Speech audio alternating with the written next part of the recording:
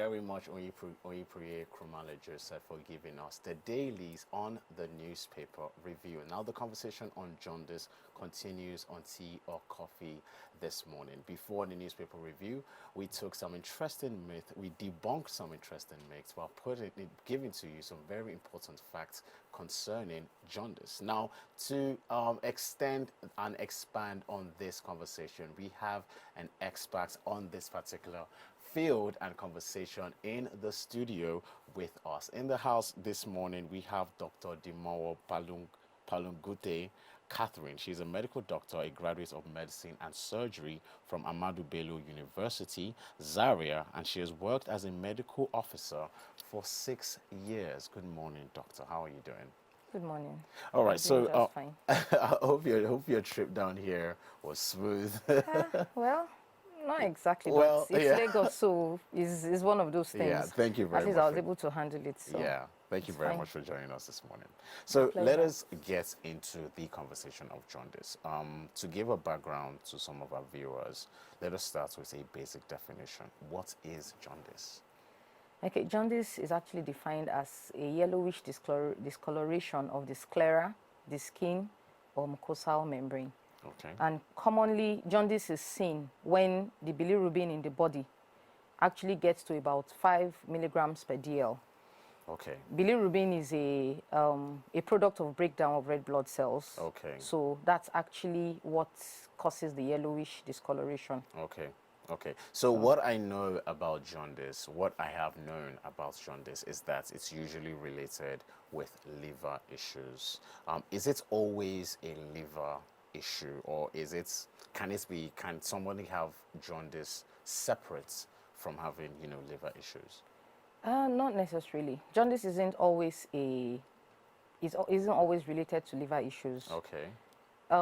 There are different kinds of jaundice. We have the unconjugated bilirubin and the conjugated bilirubin. Yeah.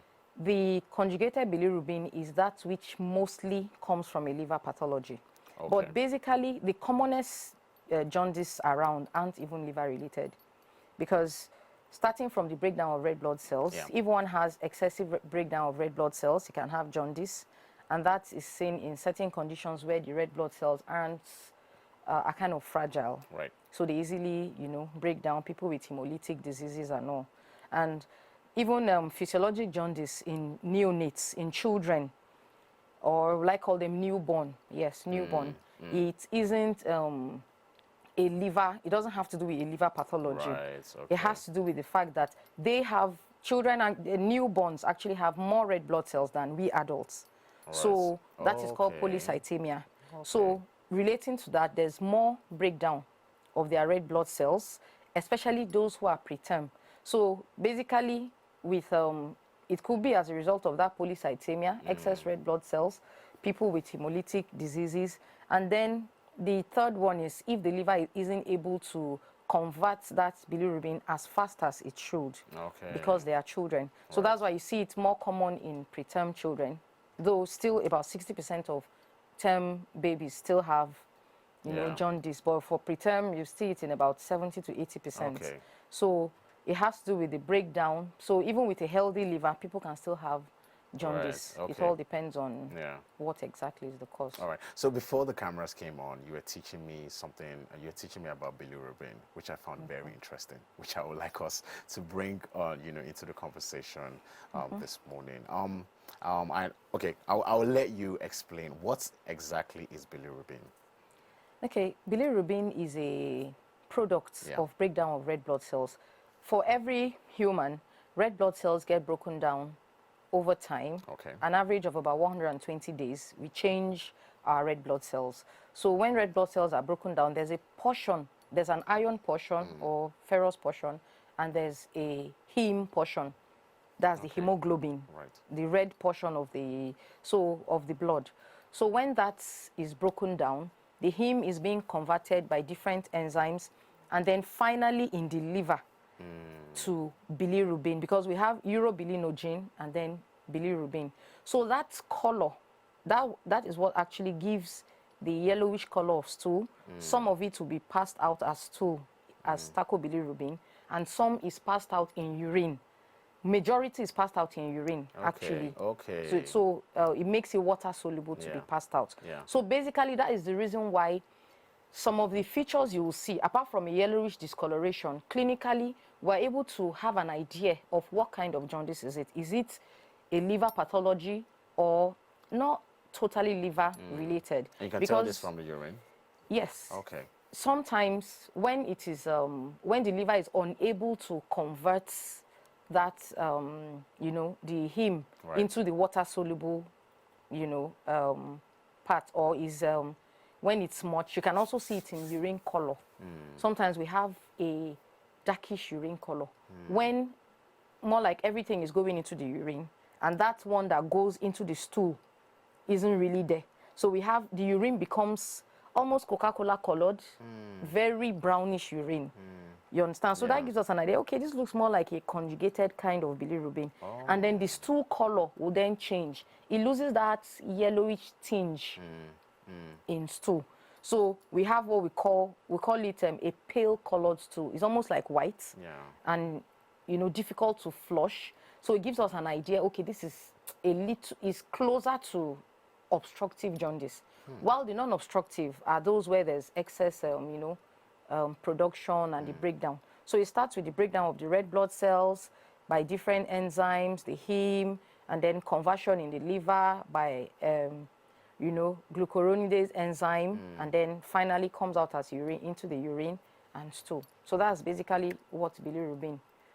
You know, that's basically how bilirubin is being excreted from the body. This is I don't know. I mean, I'm guessing some of the viewers are learning as much as I am this morning. Yeah, but it's an interesting topic. Yeah, actually. learning what makes our urine yellow. That's very fascinating to me.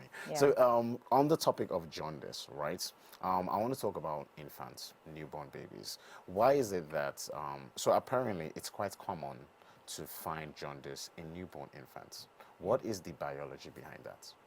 Well, the reason is because, like I said earlier, children their PCV or their blood level is higher than that of adults. They have about 42, 48, while we can have like 35, no.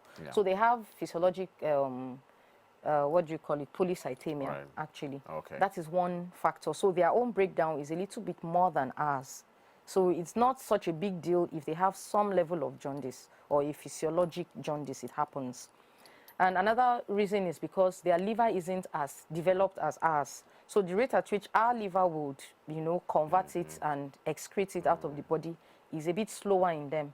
And that's why you find it more in preterm infants. Then another reason why you commonly see there is they are susceptible to sepsis, infections. Okay. So especially when the baby, either the mom had some infections or the environment where the baby was born isn't so, you know, clean and all that.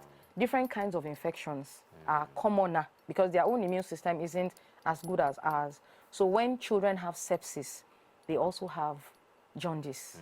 And then another thing is, you know, children with hemolytic disorders, inherited disorders, they can actually come down with jaundice. So basically, for physiologically, the reason why they have jaundice more is just because of their less developed liver and then their physiologic polycythemia, that is high red blood cell. So we see it commonly there. Okay, so how is this diagnosed in infants? Well, first of all, most of the time, it's a diagnosis made at home, especially for a delivery that was a normal delivery without any issues, that they had to be discharged. So the parent is advised that every parent has to always be checking the eyes of the child. So one of the first places to see is in the eyes. The sclera, that's the whitish part of the eye. And it's better seen outside with natural light, because most of the time after birth, the rooms are almost always dark, and artificial light will give a false value. So when you go in natural light, it's easier to see that tinge of yellowness, because it first starts from the face before it goes to the trunk, to abdomen, and then to the legs, like that, depending on the severity. So that is the first way. While in the hospital, once anyone notices yellowish discoloration of the eye, you take the child back to the hospital, and then we would see it, yes, clinically, and then we run tests. We have what we call serum bilirubin that checks the bilirubin level. Is it within the normal range? Is it within the safe range? Or is it, you know, quite high? So once it's above 5 milligrams is considered jaundice. Okay. And then by the time it starts getting to like 10 to 12, we're worried, and the child actually should start phototherapy. And Okay. sometimes people don't even detect it early, they come later. And by the time it's within like 20 milligrams, the child will need what we call an exchange blood transfusion. And So what does that entail? basically, Yeah. the diagnosis is made both clinically, Yeah. and then it's being followed up with a laboratory Yeah. investigation So of what is serum bilirubin. the transfusion? What does that entail? Exchange blood transfusion entails changing the blood Wow. in the child, Yeah. because it just means that we need to quickly take out the bilirubin. Yeah. Because when bilirubin is high, like I said, when it's getting to like 20, it can actually cross the blood-brain barrier. There's what we call the blood-brain barrier. Yeah. Not everything can get into the brain. So, but when it's quite high, it gets there and destroys the brain. Wow. And it's why it is an emergency. Jaundice is an emergency for us in the hospital. It's very important.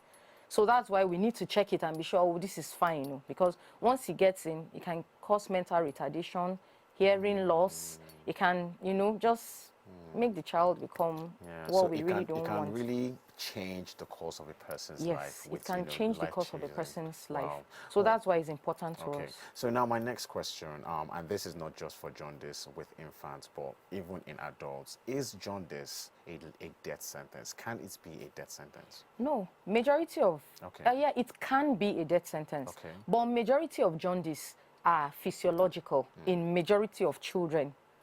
You understand me? Okay, And right. in most children, it may not go as high as the level where it will cause damage.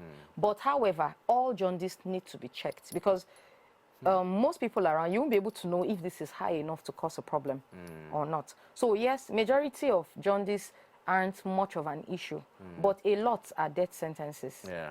Yes. Actually, Yeah. like those caused by sepsis, once it's increasing at a high level, can cause brain damage and the child could die. Then there are also other causes of jaundice, Okay. pathological causes of jaundice, like liver pathology can also cause, children can have obstructive kind of jaundice. So for us, physiologic jaundice most of the time would clear within 7 days to, 7 to 10 days to 2 weeks max. And physiological It should jaundice have- is yes, the obvious physiological. ones with your skin and the No, eyes. no, that is Okay. the one that is anything physiological. We call it, by nature, it can occur. Okay. Okay. You understand? Okay. Yes, and it may not be such a bad thing. Right. You understand? Yeah. But pathological jaundice Yeah. could now stay beyond that 2 weeks. And so children, for instance, with biliary atresia, it's a death sentence, because if it's not sorted out within max 6 weeks, surgery has to be done. It damages the liver to a point of no return.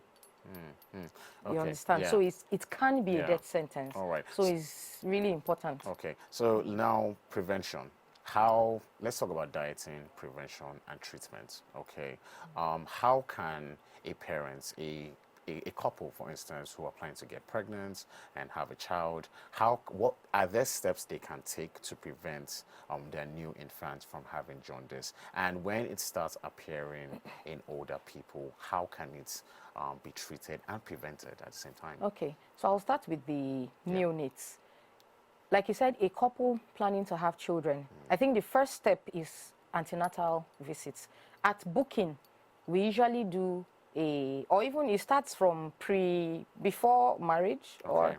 because some of this testing where you know your blood group, people who are negative, maybe A negative, their blood group, especially mothers Yeah. who are A negative, O negative, or whatever, they are higher at risk of having children with jaundice. And so if the husband is probably A positive or B positive or whatever it is Right. positive, so the child will have what we call resource incompatibility.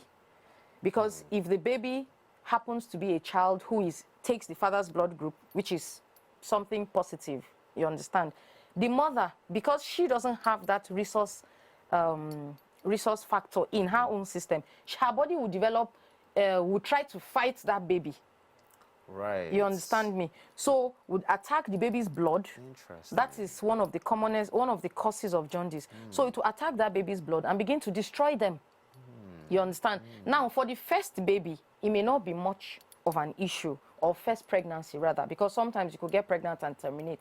It will still sensitize the body, because at that point it just came in and then the body now produces what to fight.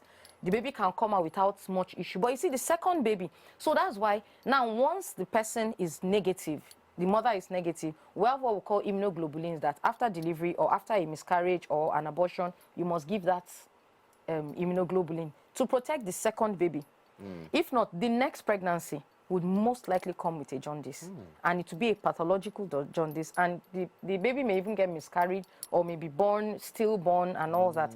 It's an issue. So that's one of the preventive measures. Then, of course, second of all, for every infection the mother has, she has to get treated on time, because if the baby gets to have that infection, for instance, if a woman has rashes during pregnancy, she has any form of fever, she needs to present to the hospital on time, because there's what we call Touchy syndrome. Toxoplasmosis, other viruses, rubella, and all that could cause, those present as rashes, fever. So the child can come down with touches, which needs to be treated on time. Then early detection is key, even if it's physiological. So once a baby is born, within the first few days, the parent should always check the eyes of the child, so that if there's any form of yellowish discoloration of the eyes, even before it gets to the skin, take the child to the hospital, so that a test to be done and early treatment to be done to prevent brain damage and all that. So, and then for adults, when adults have jaundice, of course, it's not physiological, it's always pathological. So it depends also the person's genotype and all. People who have sickle cell disease, they need to prevent infections or early treatment of infections. And then people need to get it checked, because it could be an early sign of a liver pathology.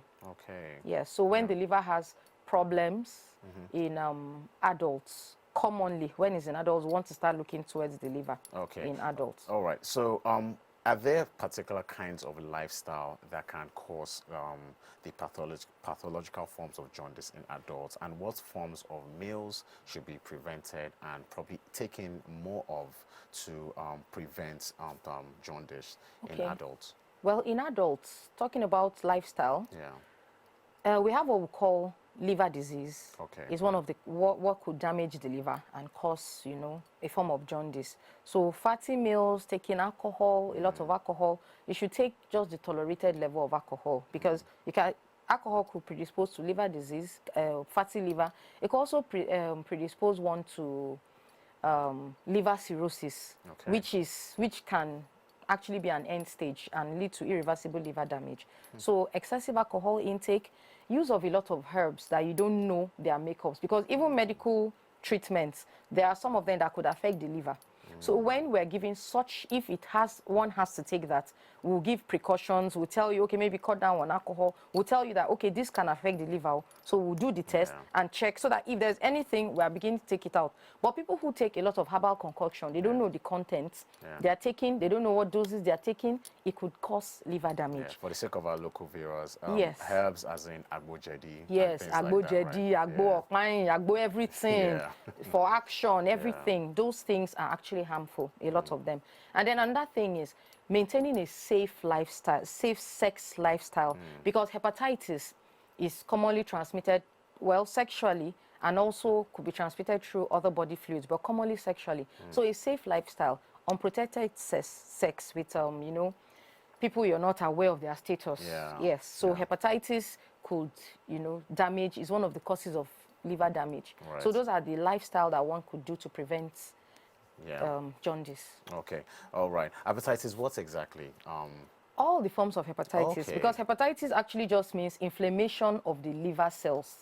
So hepatitis A, hepatitis E are gotten from food. So just the way you could contact typhoid by eating unhealthy foods, you could get hepatitis A, and one could have jaundice, inflammation. But that is most of the time, it can be treated or is self-limiting. It doesn't damage the liver so bad anyway, but one could have jaundice. So, and then hepatitis B, hepatitis C, and D. Most of them are from blood and body fluids.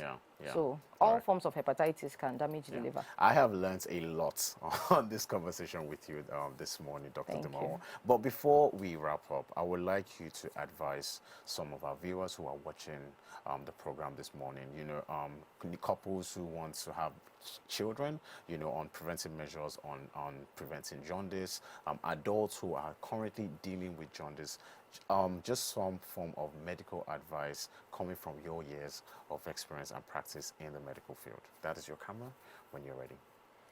All right. Thank you very much.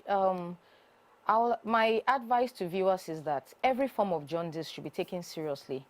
Please, once you notice a yellowish discoloration of the eyes of a baby, quickly present to the hospital. Even in an adult, I, as a person, I might not know you actually from anywhere, but I can just see you probably in a public transport or in a public place, and I'll just be worried. And sometimes I take time to just try and strike out a conversation and actually ask, because some people may not notice the yellowing of the eyes, really. They may just think it may just be little, and it may be someone else that will tell them that, do you notice your eyes are yellow? And sometimes it's a yes, and sometimes it's a no. Please, I think your eyes are yellow. I think you should get yourself checked. So from time to time, make it a point of duty, check the eyes of children, check your own eyes, check the eyes of other adults or other people around you. And once you notice any yellowish discoloration, advise them to go to the hospital. I wouldn't say, well, trying to say you want to use sunlight or unripe pawpaw, those are some of the things we hear and all that, or you want to give ampiclox on your own may not be healthy. So let's encourage early detection and early treatment of problems. Thank you. Thank you very much, Doctor. Honestly, I have learned so much, and I'm going to take a lot of this into my dieting and my lifestyle changes. That is Dr. Demowo on the conversation on jaundice this morning on Tea or Coffee.